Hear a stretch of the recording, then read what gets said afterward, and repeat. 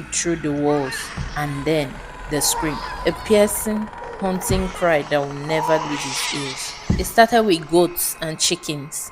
That was the deal at first. Sacrifice animals, make money, live the life he had always dreamed of. Back then, he was just another struggling man trying to escape the chains of poverty. The chief priest had promised wealth beyond imagination. Feed the gods, he had said, and they will reward you. The first time, it had been easy. The goats had bleated, the knife had fallen, and the blood had spilled. Money came in shortly after. His shops multiplied, his accounts grew fat. Then came the next request.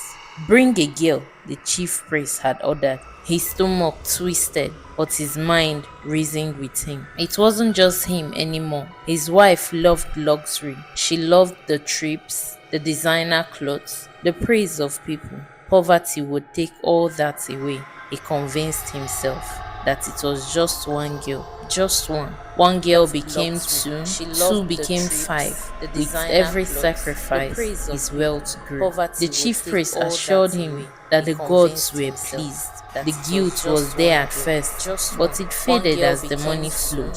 He had seen poverty before, and he never wanted to go back. His wife knew nothing. To her, he was just a hard-working businessman who got lucky. She never questioned the sudden wealth, the endless gifts, the overflowing bank accounts. As long as they could buy the best wigs, the latest fabrics, and travel to exotic places, she was satisfied. But then she got pregnant.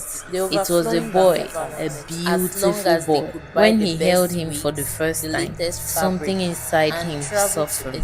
He had never felt such happiness before. He looked at his wife. Her body still curved like the number 8, even after childbirth. Her eyes shining with love and pride. For 3 years, he lived in bliss. Money was everywhere, and his family was complete. He thought, maybe, just maybe, he was free from the sacrifices. Then came the call. The chief priest summoned him. He had been expecting it, but he prayed it wouldn't happen. The gods needs another sacrifice. This time, it must be your son. His heart stopped. His hands went cold. No, he whispered, not my son. Anything but my son. But the chief priest only smiled. Wealth must be renewed, or it will vanish. Look around you. Things are already falling apart. And he was right. One of his shops had burned down mysteriously. The others were facing theft, losses, and strange complaints. His wife's business was struggling. Customers weren't coming in like before, and the nagging had started. His mind battled itself. Wasn't it better to sacrifice one child than lose everything? Another child could come.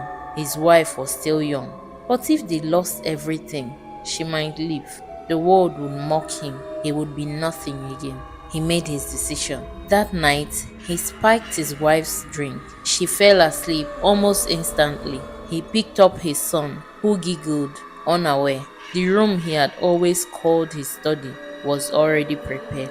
The chief priest had given instructions. The mortar was in the center, the pistol beside it.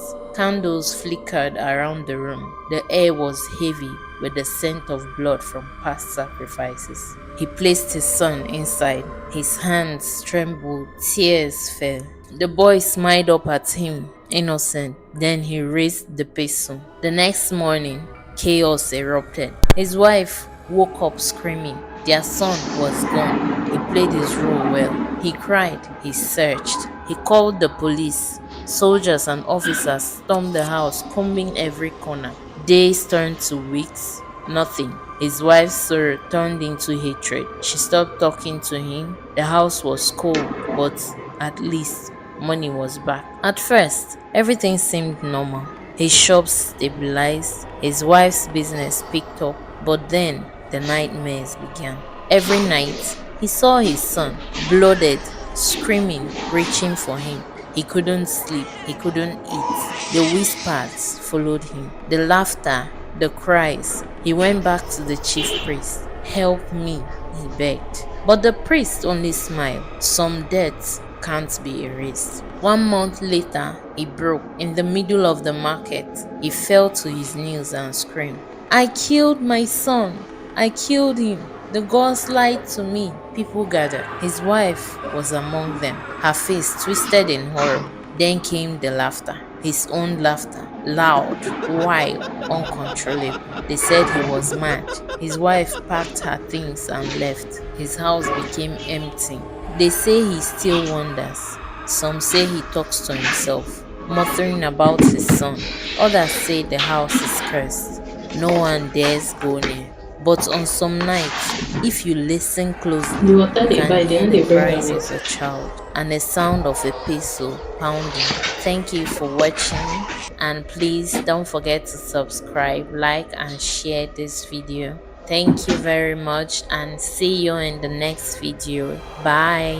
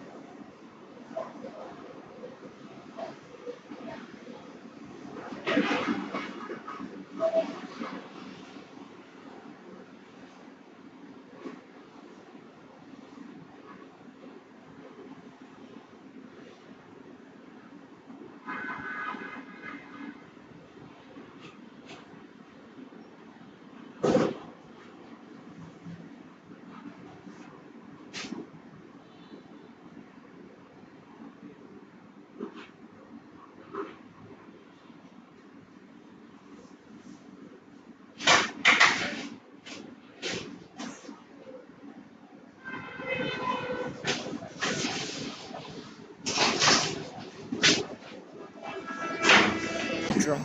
Do it before Sorry. it's too late. The chief priest's Okay. voice rang in Yeah, his I'm head. verified, Tears so streamed I need down to his face, start the but he process of raised the hiring. pestle Mm. anyway. A And part that of takes a him lot of begged to time. stop, but The the people fear that of can make up losing they'll do what to everything do. was louder. He brought There it was down. something The you sound of the you impact need to echoed ask her. through the walls, and then the scream. A piercing, haunting cry that will never leave his ears. It started with goats and chickens. That was the deal at first. Sacrifice animals, make money, live the life he had always dreamed of. Back then, he was just another struggling man trying to escape the chains of poverty. The chief priest had promised wealth beyond imagination. Feed the gods, he had said, and they will reward you. The first time, it had been easy. The goats had bleated, the knife had fallen, and the blood had spilled. Money came in shortly after. His shops multiplied, his accounts grew fat.